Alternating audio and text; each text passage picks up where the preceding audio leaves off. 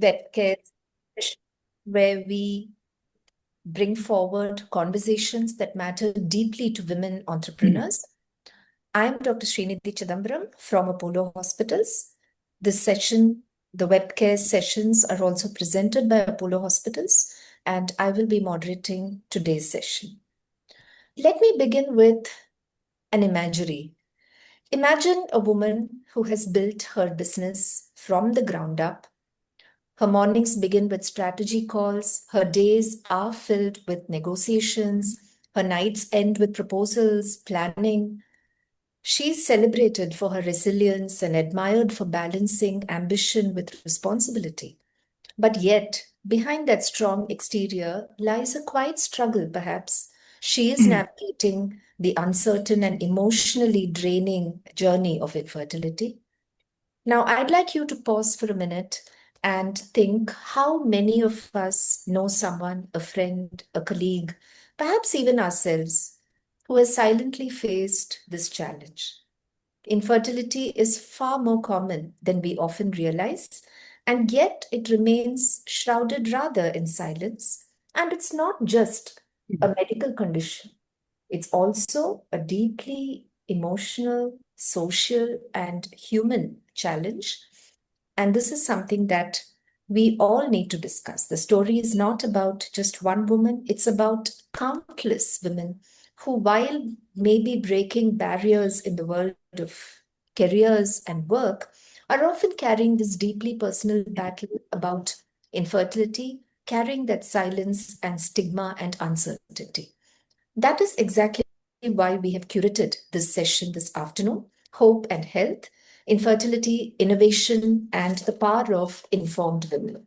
At Webcares, you know that our mission has always been to create safe spaces like this, to replace the myths with understanding, to bring knowledge where there is confusion, and to build solidarity where there is isolation. Because no woman should feel that she has to choose between her professional aspirations and her personal dreams. I think we feel that she deserves the freedom to have both. So, to enlighten us today, we are privileged to have with us two leading experts. I first welcome Dr. Radhika Bajpai, who is the Joint Director and the Head of IVF and Reproductive Medicine at Apollo Medics Super Speciality Hospital, Lucknow, a specialist with deep expertise and compassion, who will speak about how science is opening new doors for women struggling with infertility.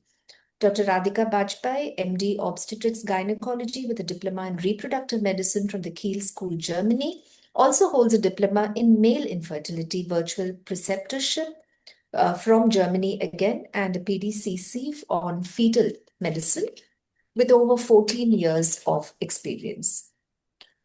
Welcome, Dr. Radhika Bajpai. Thank you, Dr. While Srinidhi. infertility is often thought of only in terms of IVF or medications or egg freezing, many women also face underlying conditions that cause infertility, like endometriosis, adenomyosis, fibroids, blocked tubes, and adhesions. These require surgical expertise. That's where the minimally invasive and robotic surgery plays a game-changing role today. And I'm delighted and honored to welcome to this session Dr. Rahul Manchanda, who is a very senior and renowned gynec endoscopic and robotic surgeon and head of the gynae endoscopy unit at the PSRI Hospital, New Delhi. A pioneer in gynecological endoscopy and robotic surgery, he will share how surgical innovations are improving the fertility outcomes. Dr. Manchanda is the head of the gynae endoscopy unit. As I said, he's an author with over 150 publications and 4 books, a board member of the ISGE, member of the advisory board of the School of Hysteroscopy at the Symbiosis University, Pune, a preceptor in robotic surgery for CMR UK, and a member of the AAGL special interest groups on hysteroscopy and endometriosis. So let's begin today's session with open minds, with open hearts, and the belief that when we come together, no challenge is too great to overcome. So let's begin by asking Dr. Bajpai to help us understand what is the real picture of infertility in India? What are the most common causes that you see? Let's first discuss about the women. What are the most common causes you see among women today? So today, infertility, as we see, it is showing a rising trend globally also and in India also. If we talk about India, the according to National Family Health Survey report, which was published in 2021, the prevalence of infertility is around 18 per thousand women, which is roughly around 30 million couple being affected with infertility. And next, talking about the causes of infertility in women. So most commonly what we see is the ovarian dysfunction, which is mostly related to PCOD in the younger women. Then again, there is a yuck factor involved in several other cases, like in patients with endometriosis and patients with low ovarian reserve. Coming to the other causes, tubal factor is also very common, tubal blockage, which is often seen in patients with infections like tuberculosis being common in India, then also in cases with sexually transmitted diseases. Then there are structural malformations, which again hinder implantation process, leading to infertility. There can be factors like fibroid uterus or adenomyosis of the uterus or any polyp or adhesions distorting endometrial cavity.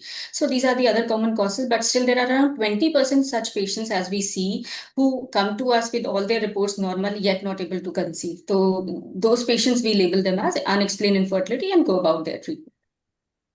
So you were also saying that infertility is a growing phenomenon. What do you think is actually the reason for this? Though there are many structural and other endocrine and physiological conditions that might cause it.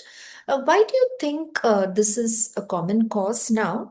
And I also wanted to ask you that, what are the common myths that usually, are surrounded? Because usually when somebody has not been able to conceive, I think everybody, right from the person on the street to family and friends, venture an opinion. And it is a lot of comments are made about lifestyle or past pregnancy, some sort of, like as if it's something that could have been remedied. So, in your practice, you must be encountering a lot of these myths and beliefs as well. So, do enlighten us on what could be the cause of this growing trend of infertility, and also what do you think people should not really be looking at? What are the myths and misconceptions? So, for the growing trend of infertility, yes, definitely the lifestyle changes that have happened in the decade or so, the working with the work culture, the sedentary lifestyle, the increasing incidence of obesity, and poor eating habits, substance abuse, all of this can be in a way correlated with the rising trend of infertility. As far as misconceptions go, so there are a few related to diet. Maybe this is the social conditioning as we come across. There are patients who come to us when I advise them high protein diet, then they specifically ask, and I tell them about, for example, egg intake or almonds or what they say is that their parents don't allow because these are sort of, these foodstuffs have by nature are hot in nature. So they ask me that whether or not we can take them. So, but there is no such scientific basis to it for not to take them. Then there is another spectrum where when patients with poor ovarian reserve, they come to us and they ask us about the any food stuff that can boost their egg count. More specifically, there's about fruits like avocado or kiwi. Should they specifically take them? So I think all the fruits, fresh fruits, they are good and they have got good antioxidants and they boost our immunity, boost our general health, which is an extension, and an extension boosts our reproductive health. So you take orange or apple, you take avocado or kiwi, will not make a much of a difference. It will be just like it will improve your overall health. It may or may not improve your chances of natural conception, but then you need to you need to understand that if it is infertility, you need to consult a specialist. And another thing what comes across to me is quite often when we do post embryo transfer patients, that absolute bed rest to be taken post embryo transfers. So this is something which is even studies have said that the patients who are ambulatory, who are up and about, they have got a better chance with pregnancy outcome compared to those who are on bed rest. So these are certain things which we come about and we tell them about whether to be done or not. There's also this thing that people, I guess, in terms of, like women who, have a later marriage, a later age of conception. Yes, Is that definitely. is that often considered to be a factor? which plays into this infertility. But I think that is inevitable, isn't it? Because I think women are getting Yes, over the years, yes, women as I are said, getting in the married past few late. decades, definitely delayed marriages and delayed childbearing is one of the reasons. For sure, it is because with in advancing age, has been shown to be scientifically, it has been shown that there is a negative effect on the egg number and egg quality as well. So this somewhere down the line is a reason for women to have a higher incidence of infertility. Dr.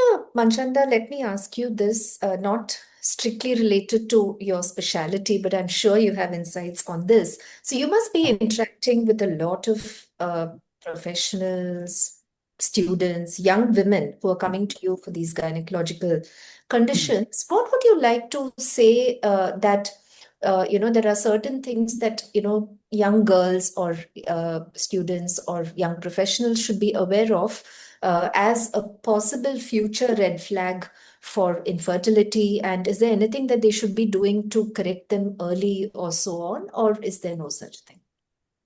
So thank you very much for first of all having me here, Dr. Chidambaram and webcast. Of course, my friend Anna Roy, who also asked me. Now, coming to your question, um, the first red flag that I see is we need to have both partners together.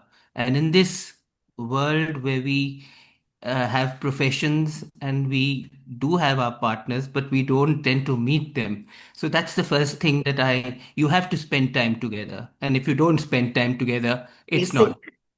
it's not happening.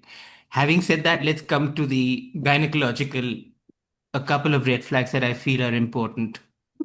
One is, of course, your periods. So the periods, uh, pain during your periods, irregular periods.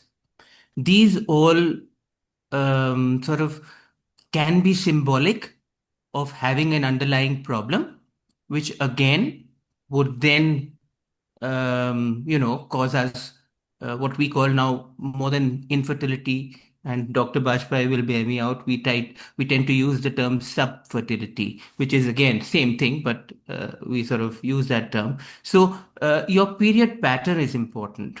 Lifestyle, I've said, of course, being with your partner, but heavy periods and irregular periods, delayed periods, uh, you're looking at underlying problems that can be there.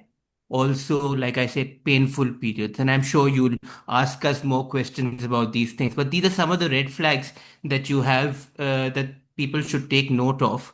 And I think it's a good thing to once you're looking at conceiving, it's a good thing to visit your healthcare provider or gynecologist to sort of have a bit of a preconceptional where all they do is, or all we do is would maybe take a history or chat with you and explain to you certain small things, like I said, of being with your partner and what is the right time to sort of try, and those itself will I think take care of a lot of problems. So that's important. A preconceptional when you've decided to go and visit your gynecologist would be a good idea. Great suggestion. Dr.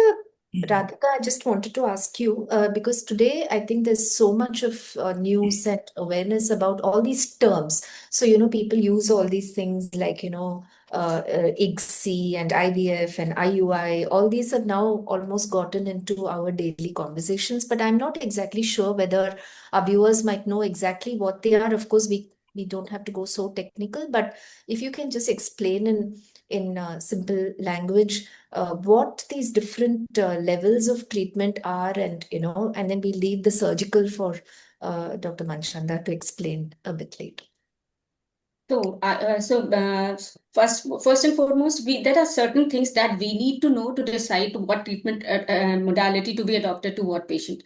So one obviously would be the cause that we get when we evaluate the patient. Then another important thing is the age of the female partner. and the duration of infertility.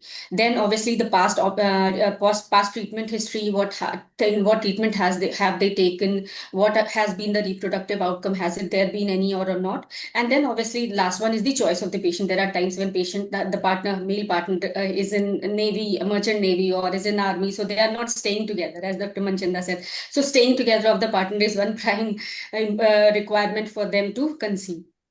So now, on the basis of these, we decide what treatment modality to be adopted for what patient. So first, if we talk about IUI or intrauterine insemination, it is a very low intervention procedure, can be done even in low resource setting, wherein what we do is we just stimulate the ovaries of the patient to get one or two good follicles. And when the follicles are ready, we trigger it. And then on the other side, around the time of rupture, we collect the semen sample of the male partner, process it, and then inject by means of a catheter into the uterus of the female. So when the indications are, what are the times rather when we use IUI for a patient? It would be like when it is unexplained infertility or mild ovulatory dysfunction or mild abnormality in semen parameters. Then at the time when the couple is not able to have intercourse, it is either pain during intercourse for the female or ejaculatory problems in the male. So these are some of the common times when we advise patient for an IUI. IUI overall has a success rate of around 10 to 15%, but nonetheless, it can be very well tried. Next, if we talk about IVF or in vitro fertilization, the word goes like in vitro means in the lab, where we do the fertilization process in the lab. Fertilization is making of the embryos. We make the embryos in the lab and then transfer the embryos in the uterus of the female. Now, IVF process is used when obviously previous if IUI failures are there, then we can go for IVF process.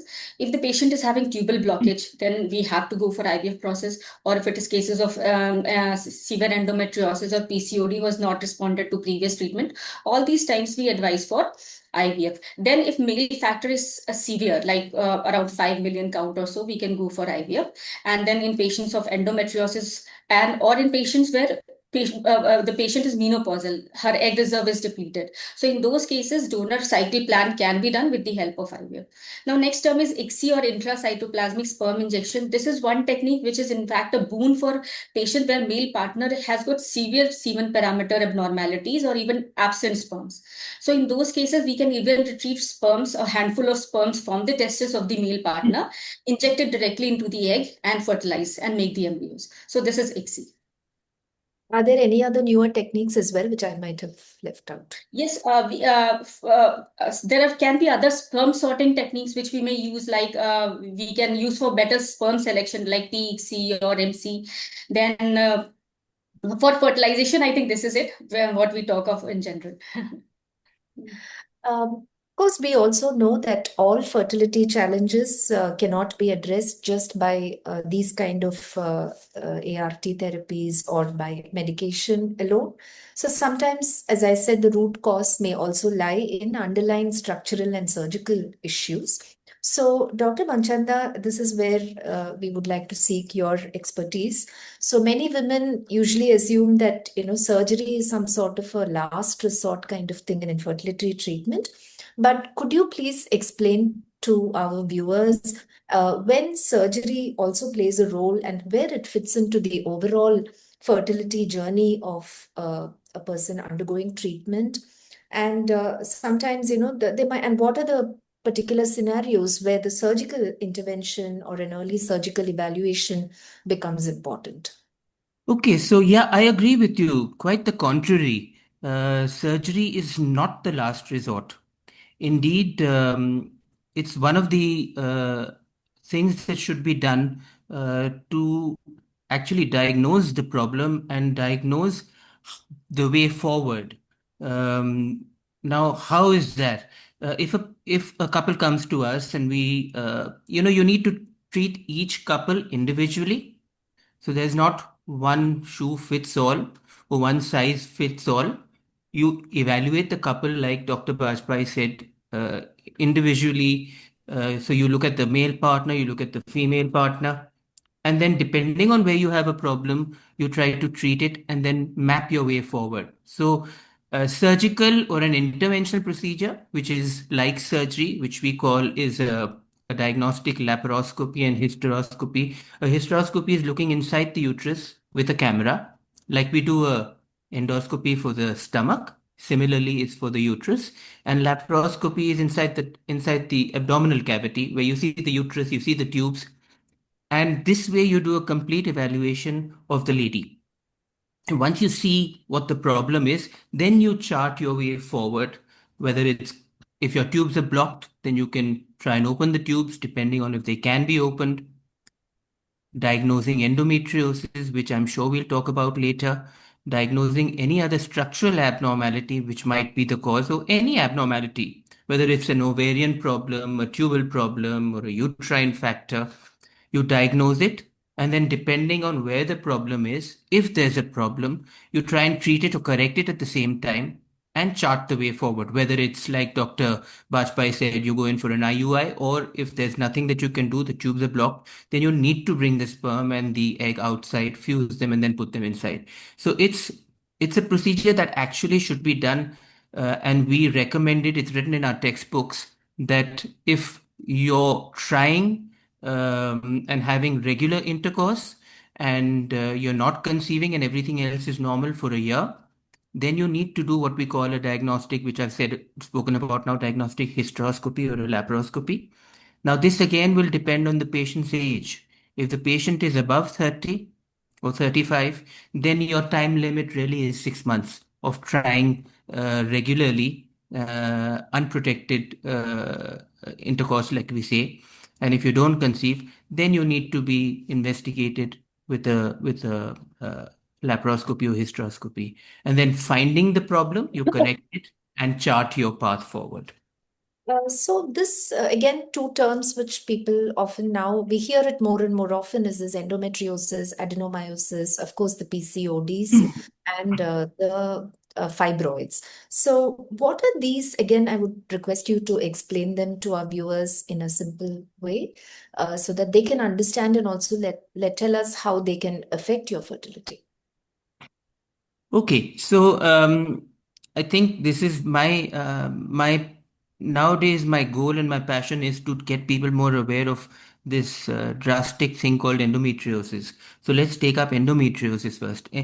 Normally, when the lady has her periods, what comes out as blood is the lining of the uterus, which we call the endometrium. Now, when this lining, these cells that are present in the lining of the uterus are abnormally present, say on the ovary or inside the abdomen or inside the muscle layer of the uterus, then when you're bleeding outside at the time of your period, you're bleeding by these cells also. These cells, the blood gets collected because it has no way of coming out. This is called endometriosis because when the blood gets collected, everything gets stuck together. So one of the signs or symptoms of this is to have painful periods. Unfortunately, in our country and I think elsewhere also, pain during periods has been normalized, which we need to tell everybody that it should not be taken as normal. If you do have pain during your periods and uh, your normal life gets affected, then you need to see your gynecologist, especially somebody who knows about this, aware of this disease, and try and exclude this. Because if this is caught early, you can effect as close to a cure as possible. So the key is to catch it early. And this can cause, of course, fertility problems because the anatomy gets distorted and you can have problems with that. Now, fibroids. Fibroids are basically tumors in the uterine cavity, or rather in the uterus, the muscle layer. And these can again impede fertility by maybe blocking the tubes or coming inside the uterus and causing obstruction at the place where the baby is supposed to be. So these again, depending on the individual person and the individual case, need to be dealt with generally surgically or with some intervention. So that's fibroids and endometriosis. What about adenomyosis? Is that also quite common? Yes, I said the cells lying inside the on the ovaries or tubes or inside the abdomen. I also said inside the muscle tissue of the uterus. That's That the is adenomyosis, and these can cause heavy bleeding, irregular bleeding, cloth passage during your periods, and of course, your quality of life gets disrupted completely. How many friends do I have or patients that I've seen who don't go to work, have a hot water bottle on their tummies? I'm sure there'll be people here who will relate to what I'm saying. And actually, I've seen patients, which is so unfortunate and sad, and you feel bad. They have burns on the skin, the tummy, because of the hot water that they put there, and we need to get out of normalizing such things. We need to say, and I it's nice because nowadays I see people coming to me, and some of the girls, young girls, bring their parents that I need to go and see this doctor or gynecologist because I have these problems. So there is better awareness, but we have miles to go before we sleep. Um, Dr. Radhika, I think we will now discuss briefly about the other half, the male factors in infertility. Again, often somewhat overlooked and not discussed even more than the women's side. So how common are these factors in your practice, and how can they be diagnosed, and are there any ways to improve male reproductive health as well? Because we do hear about all those risk factors that hamper sperm production. So could you tell us a bit about that? So male factor infertility is as common as is female.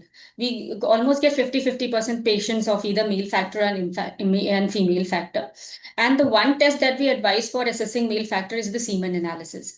And if that is fine, we need not investigate husband further. But if there are some problems with the male parameter, then obviously we go ahead for, say, hormonal profile, some genetic tests or ultrasound or so. So the common times when we assess the cause of these abnormalities, most of the times we won't get a cause and we label it as idiopathic. But then there would be other times when conditions like varicocele or history of some genital surgery or history of infection like mumps. Then there can be history of exposure to gonadotoxic drugs like chemotherapy or certain other medications men use for bodybuilding, anabolic steroids. So this can also lead to low sperm count. And then these are the common things that we come across. Rarely there can be some genetic syndromes also which are associated with abnormal semen parameters or nil sperms. So this is how we go about it. And yes, evaluation part definitely not always is missing, but sometimes, especially when I go to peripheral OPDs in smaller districts, I do come across patients where female has been worked up, like rather overworked up with tubal patency test and everything being done more than what is required twice or thrice, but not even a single semen parameter is available. So, and when you order it and you find the problem is in male partner. So this is what has to be, more awareness has to be spread, a word about this all across through public media, to social media platform, that yes, infertility is a disease of the couple and evaluation has to be done of the both the partners simultaneously.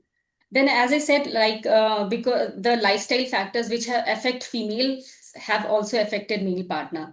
Substance abuse is one very important thing, and then obviously the sedentary lifestyle, obesity is again one thing which affects adversely the semen parameters, poor eating habits, and there are times people work. The other day there was a couple who they work from evening 7 to morning 4.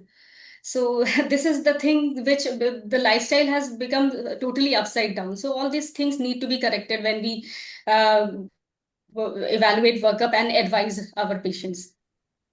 Right. We are getting quite a few queries live, as well as some have sent in. So I do want to give some time for that. But I am going to ask you, Dr. Rahul, to briefly tell us about this whole thing about the robotic and the minimally invasive options. So what is different from traditional approaches? And why should people, I mean, is there some particular advantage in going for these kind of gynecological procedures while getting evaluated for infertility and even otherwise? So, now what is traditional surgery? Traditional surgery is making a large cut on your tummy and then going in and having a look, which you need to do, like I said before, in order to evaluate the lady. So, rather than having a large cut on your tummy, if you can do the same thing through small holes it's much nicer, and that's called minimally invasive surgery, which I'm sure most of us are now familiar, and has literally replaced the traditional surgery where it's available, of course. Now, if you have smaller holes, the recovery is faster, the pain is less, you can get ambulated earlier, the bleeding is much less. Actually, you put in a camera and you see, so what you see is much more enlarged, like a magnifying glass. So you can catch even smaller problems and you can repair them or do whatever you have to do in the same approach. So, I mean, everything is better, including cost going down for the procedure.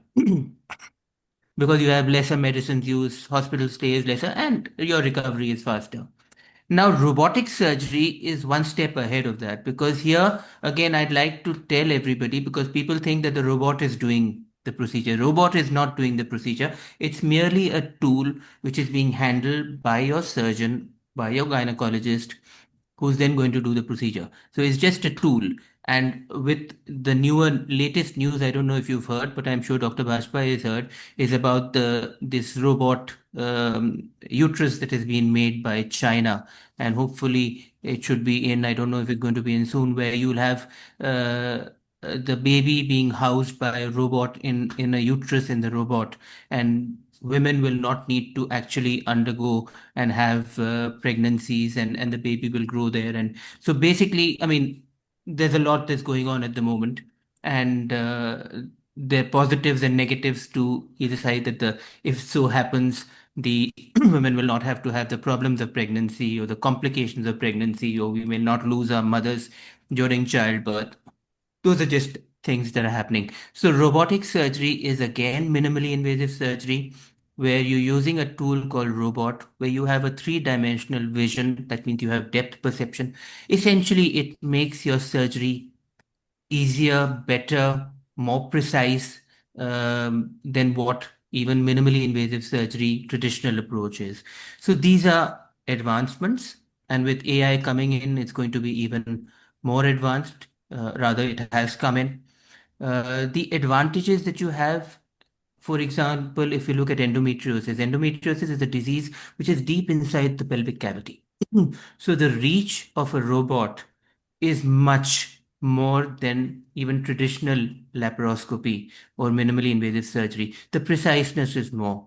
So it does afford, it affords a lot to the surgeon who's doing it, the gynecologist, because it's more ergonomic. So the surgeon or the gynecologist is more comfortable, and you know when your surgeon is comfortable, they generally do a better job. So uh, so definitely robotic surgery is there. It's coming in, it's come in, and it's maybe a shade better, but we still need to have studies that prove this. Having said that, the results are at par, if not better, with traditional minimally invasive surgery. So minimally invasive surgery is much better than traditional, which is having those large unsightly cuts. Also in ladies, for example, even for our younger girls, I have a girl who came to me who's 23, unmarried, and she has what suggests endometriosis.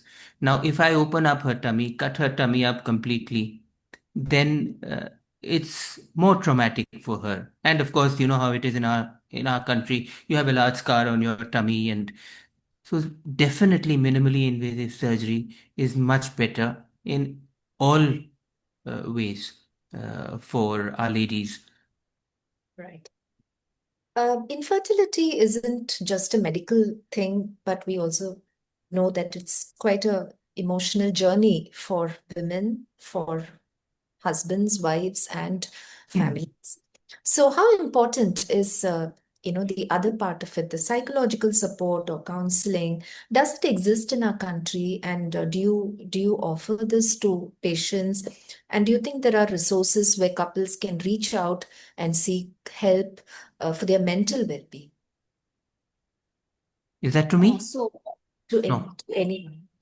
Really? Dr. Bajpai, you want to take it, then I'll talk a little bit on that Yeah, after. okay, I'll take it. So, infertility we know is a medical condition, but it is certainly has got a lot of, psychological and emotional impact.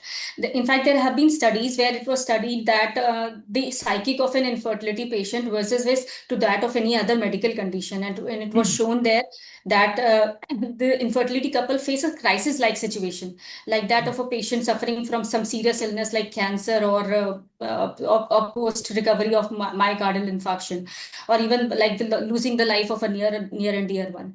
So definitely infertility couple, they come with lot of burden on their head, and by ART norms we need to have a counselor in our ART clinic to support them through their journey. So one thing is very important. We have to be very empathetic with the couples who come to us.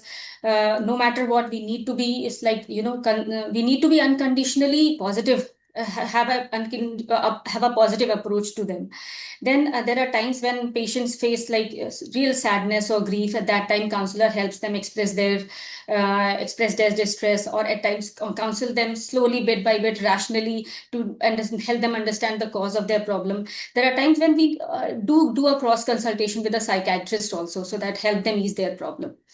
Now, coming to the medical part, we do have to respect the choice of the couple, what they want, and then help them arrive at a decision to what their treatment plan is going to be like.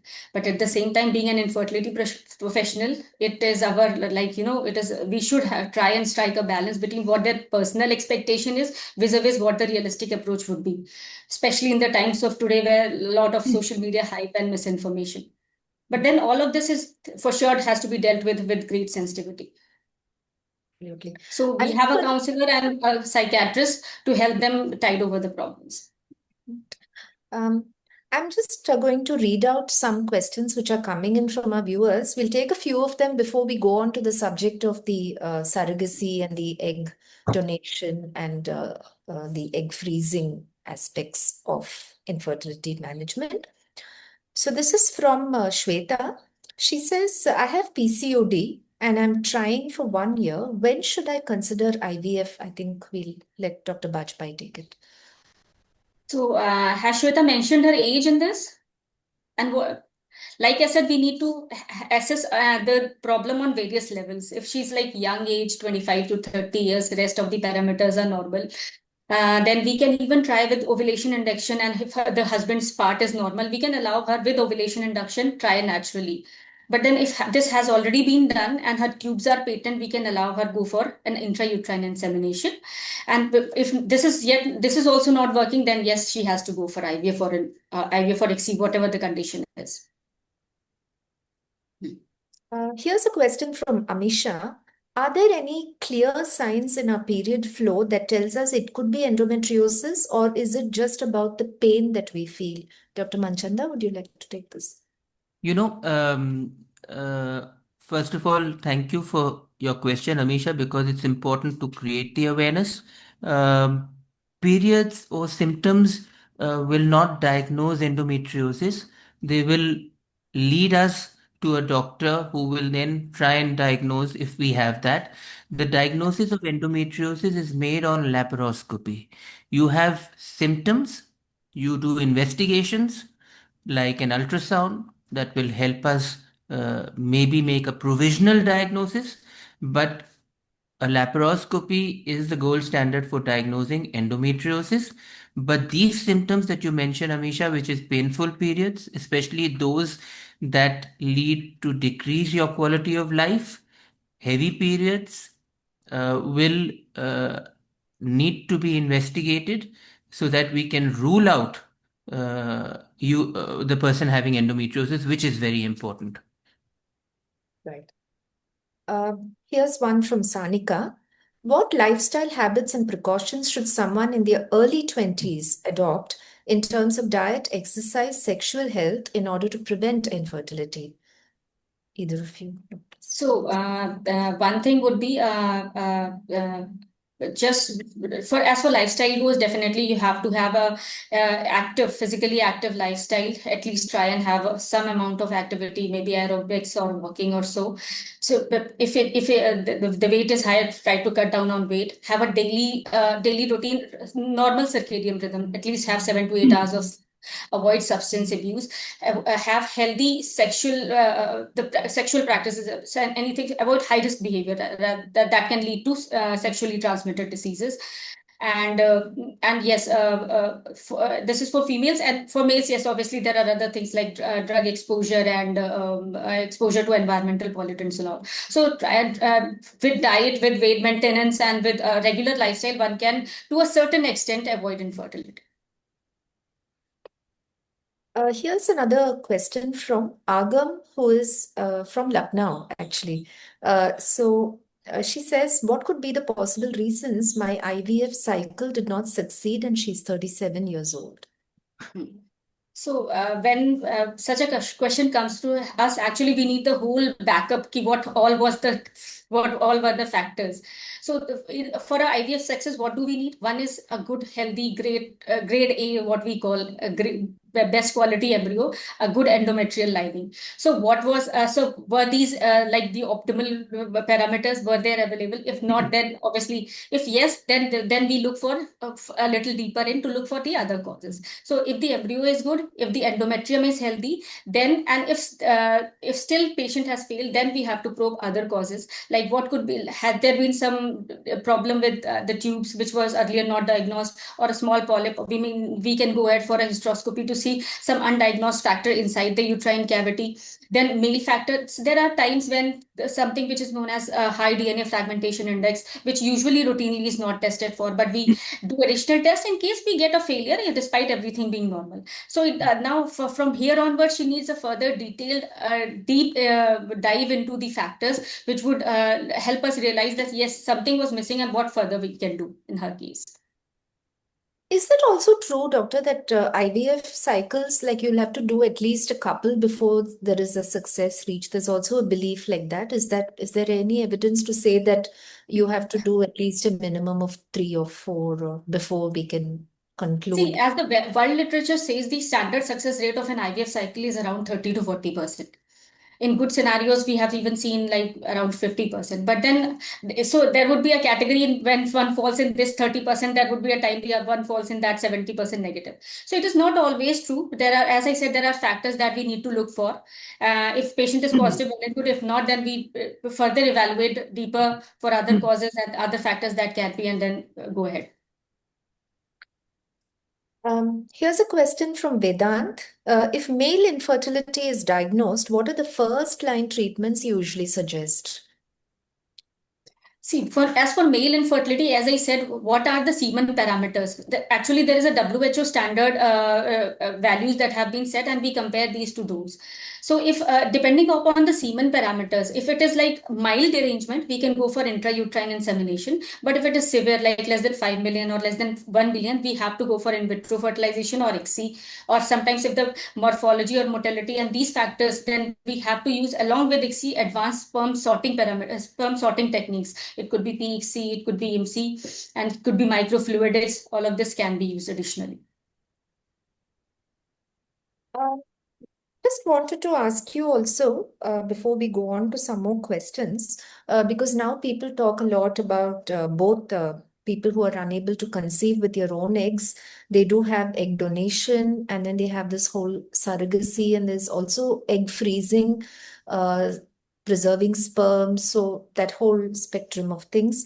So could you give us a kind of a brief overview on what these are and what are some of the legal aspects that people should be aware of, because some of them are quite prone for misuse? So let's first talk about egg freezing. So now egg freezing is a way of securing your fertility when you think it is at risk, at danger in near future.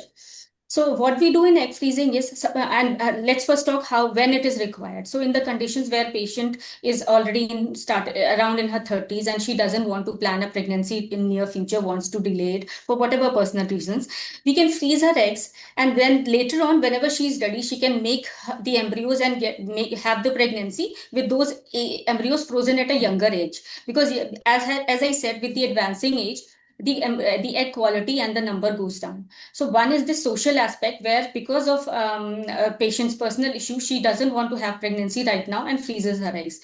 Then there can be medical reasons also, one of which is patient undergoing cancer treatment. So before going ahead for chemotherapy, she can get her eggs frozen, take the treatment, and then plan pregnancy later on. Because chemotherapeutic drugs are also very gonadotoxic. Then other thing can be in cases of endometriosis, like endometriosis is very detrimental to the ovarian reserve. So in patients who, and it is a progressive disease, it doesn't, complete cure is possible in very, very rare conditions. So if it is a case of endometriosis, we advise them either to have a pregnancy or at least get your eggs or embryos preserved so that you can, whenever you are ready, you can plan your pregnancy. Then there are certain autoimmune conditions also, or certain genetic conditions also, where egg reserves, it can be depleted because of the condition or the treatment required. There also we advise patients egg freezing. So this is about egg freezing. Then we come to next part, as you asked, about egg donation cycles. So now egg donation cycle is considered in women who have already got their egg reserves depleted. It could be menopausal women, it could be women with premature ovarian failure, or at times there are when patients with poor ovarian reserve who have got several failed cycles, we can give the option of egg donation cycle to such women also.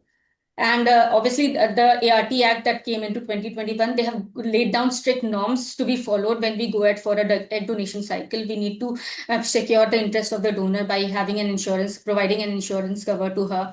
Then, obviously, all the documentation consent part done. Then we select the donor for the patient, make the embryos with the husband's sample, make the embryos and transfer it into the uterus. And it is in fact very accessible, very safe, and very much acceptable. The patients who come back to us with a baby from a donor or from the cell, they're equally happy. It doesn't make much of a difference. And it is not uncommon, like 10 to 20% cycles that we do are of a donor egg cycle.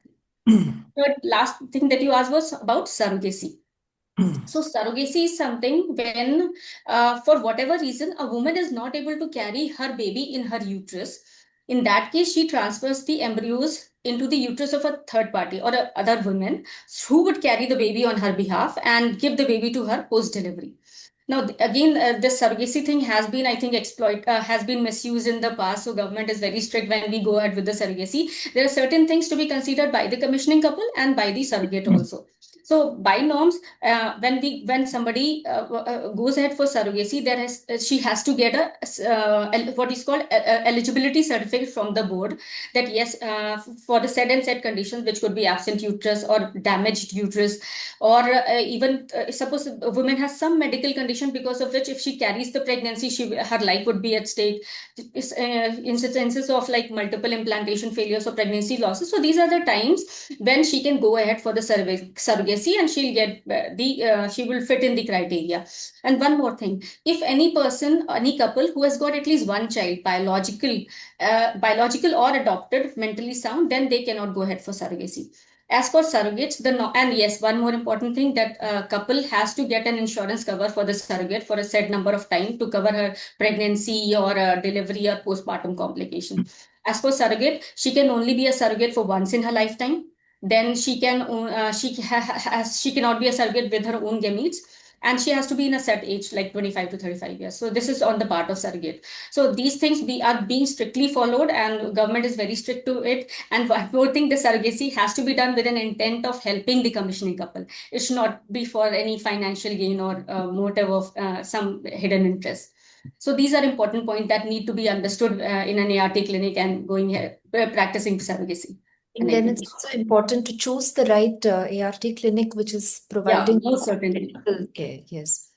There's another question here from Priya, who asks whether missing periods, that is amenorrhea or skipping the period, will that lead to long-term damage of fertility? See, can I take this, Dr. Manchanda? Yes, please. Okay. See, missing of periods can be because of so many reasons. It can be, there was a time, I would tell you a case where patient were told that doctors told her it was PCOD, but actually it was premature ovarian failure. So there are times we obviously, if she's missing period and she's missing it quite frequently, she need to go to her gynecologist and get herself evaluated as to why it is happening. Okay. Another question, a lot of questions coming in thick and fast now. So from Muskan asking, how reliable are home ovulation kits as compared to the tests that you do in the clinic? Well, I usually don't advise home ovulation kits because what I find more reliable and more convenient for us and as well as for patient is the transvaginal ultrasound to track the follicular growth and rupture. Because with home ovulation kits, one is it is actually costly, and then it has to be monitored in a certain way to be able to pick it up at just the right time when the ovulation has occurred. So, which is not always possible. So if you can read the instructions and go and you get it right, then it is okay. But I think it is better to go ahead for an ultrasound, which is a easier way and more convenient for you as well as doctor, who will guide you in a better way than home ovulation kits. But anyway, it is a way, and if you want, you can use it. I think this we will give to Dr. Rahul to answer. So he's asking, Sukesh is asking if age affects a man's fertility the way it affects women. Now, actually, a question for Dr. Bajpai, being infertility, but let me say aged. I will pass the question to her. But having said that, yes, I feel depending on the age, it doesn't affect to the same extent as a lady. Ladies are probably more susceptible to changes as far as age goes, but yes, it does affect age depending on not to the same extent as a lady, but it does affect. And I asked Dr. Bajpai Yes, probably I to. completely agree with Dr. Rahul. Yes, this is what it is. It does affect, but often, but certainly the effect of age on women is more than that what it is on men. Think we are really running a bit out of time. So let me just look at the other questions from our viewers to see. Oh, yeah, this one. How do autoimmune conditions or thyroid disorders play into fertility challenges? We haven't discussed that.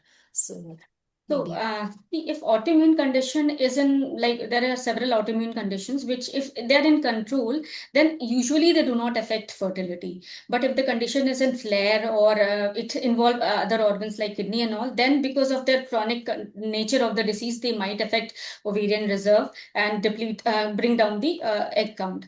Then another aspect to it is like it can the treatment part. Sometimes the disease flare makes the doctor give you immunosuppressants or chemotherapy, which in turn has got a negative effect on the ovarian reserve and would cause infertility. Point number two, that autoimmune conditions have got a lot of pregnancy complications also.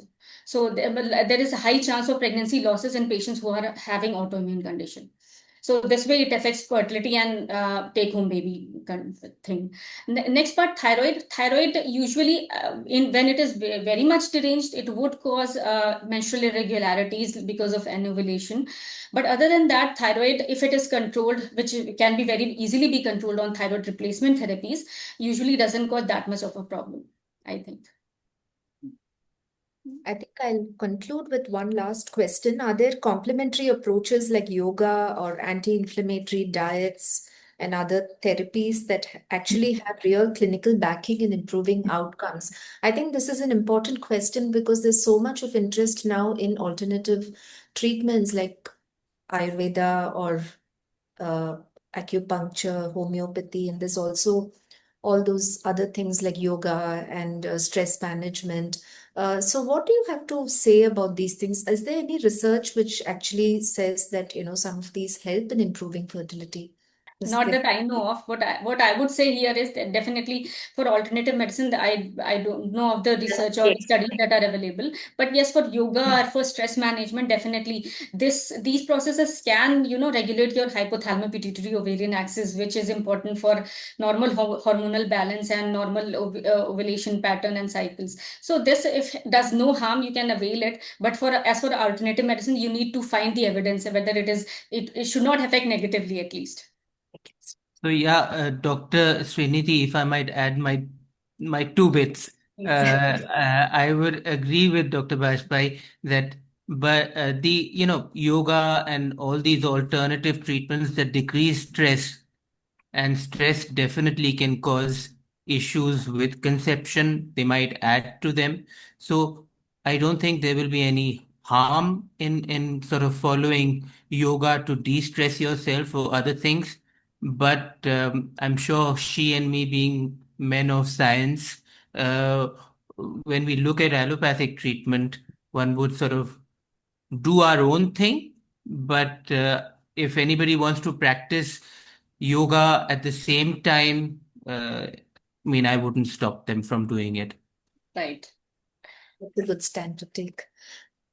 So thank you so much, Dr. Manchanda and Dr. Bajpai, for taking all these questions so patiently and explaining to our viewers. As we come to the end of today's conversation, I want to leave you with this thought.